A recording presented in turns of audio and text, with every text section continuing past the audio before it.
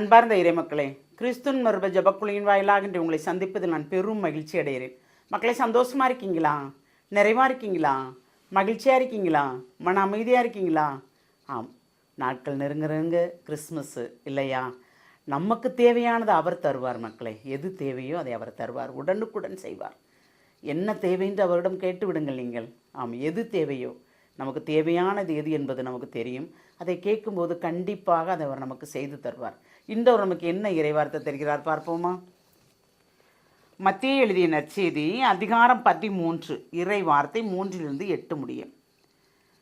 அவர் ஓமைகள் வாயிலாக பலவற்றை குறித்து அவர்களோடு பேசினார். விதைப்பவர் ஒருவர் விதைக்கச் சென்றார். அவர் விதைக்கும் பொழுது சில விதைகள் வழியோரம் விழுந்தன. பறவைகள் வந்து அவற்றை விழுங்கிவிட்டன. வேறு சில விதைகள் மிகுதியாக மண்ணில்லாத பாறை பகுதியில் விழுந்தன. அங்கே மண் ஆழமாக இல்லாததால் அவை விரைவில் முளைத்தன. ஆனால் கதிரவன் மேலே எளிய அவை காய்ந்தது, வேறில்லாமல் கருகி போயின. மற்றும் சில விலைகள் முட்செடிகள் இடையே விழுந்தன. முட்செடிகள் வளர்ந்து அவற்றை நெருக்கிவிட்டன. ஆனால் இன்னும் சில விதைகள் நல்ல நிலத்தில் விழுந்தன.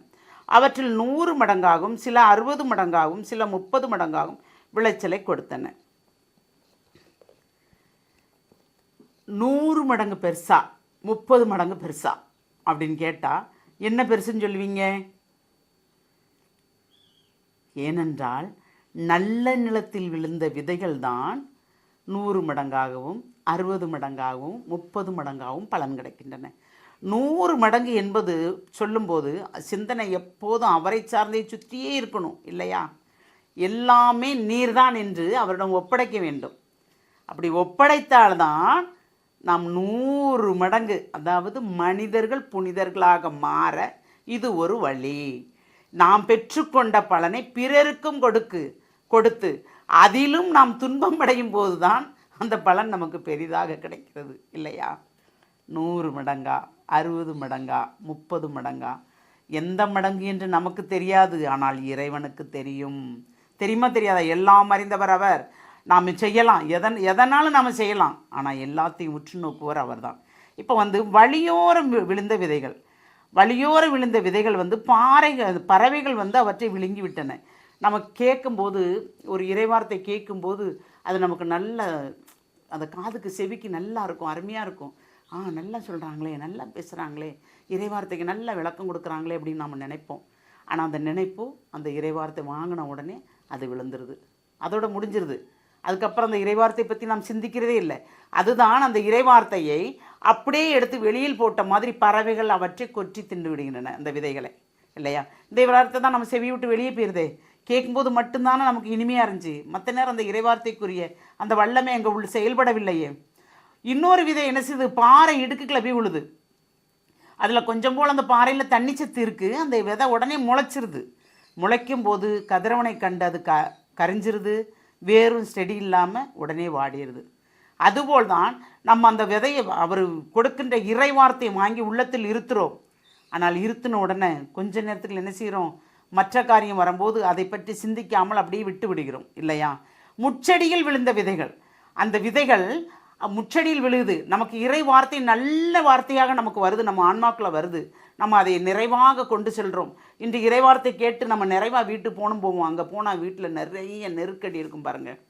அந்த நெருக்கடியில் அந்த விதை எப்படி முச்செடிக்குள்ளே விழுந்து வளரும்போது அந்த முற்கள் சூழ்ந்து அதை வெளியே வரவிடாமல் செய்கிறதோ, அதுபோல் வீட்டில் நடக்கின்ற பிரச்சனைகளில் நாம் இங்கு நல்ல நிறைவாக நம்ம ஆன்மா ஒன்று ஓட்டி அவரிடம் ஒப்பு கொடுத்து, இனி நான் வேறு குற்றம் எதுவுமே செய்வதில்லை, இனி நான் தேவையற்ற வார்த்தைகள் எதுவும் பேசுவதில்லை என்று நாம் அவரிடம் ஒப்படைத்து விட்டு சென்றிருப்போம்.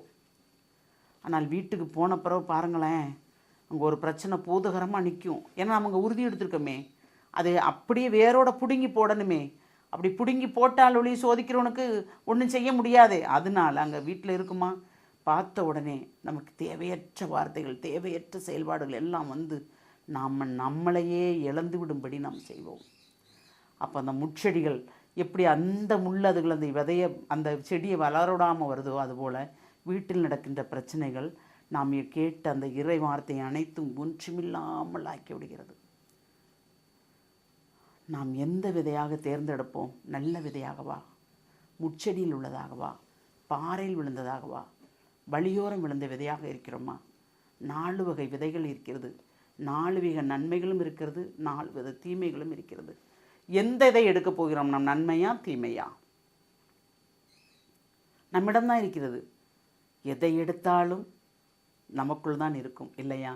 நாம் நன்மையான காரியங்களை எடுக்கும்போது 100 மடங்கு கொடுக்காட்டாலும் ஒரு 60 மடங்காவது நாம் கொடுப்போம் அல்லவா? 60 மடங்கு தான் நம்மளால் கொடுக்க முடியலைனாலும் ஒரு 30 மடங்காவது நாம் எடுப்போம் அல்லவா? அந்த வரத்தை கேட்போமா? எல்லாம் உள்ள இறைவா, ஆமாண்டவரே, இறை வார்த்தையின் மூலம் எங்களை தெளிவுபடுத்துகிற ஆண்டவரே, இறை வார்த்தை இதுவரைக்கும் நாங்கள் ஏதோ வாசித்தோம், ஏதோ வாழ்ந்தோம் என்று இருந்தோம் ஆண்டவரே. இனிமேல் ஒவ்வொரு இறை வார்த்தையிலையும் புதைந்து கிடக்கின்ற அந்த அர்த்தங்களை நாங்கள் கண்டு கொண்டு அதை வாழ்வாக்கும்படி நீர் எங்கள் அகக்கண்களை திறக்க வேண்டும் ஆண்டவரே. அதன் மூலம் நாங்கள் நிறைவடைய வேண்டும் ஆண்டவரே. எங்களால் 100 மடங்கு இல்லாவிட்டாலும் 60 மடங்கு இல்லாவிட்டாலும் 30 மடங்கு பெறும்படியாவது நீர் எங்களை ஆசீர்வதிக்க வேண்டும் ஆண்டவரே. அந்த ஆசீர்வாதத்தை நீர் தரப்போகிற கிருபைக்கு நன்றி கூறி எங்களை முழுமையாக உம்முடைய இரக்கத்துக்குள் ஒப்புக் கொடுக்கிறோம். ஜெபம் கேட்கும் நல்ல பிதாவே. ஆமேன், ஆமேன், ஆமேன்.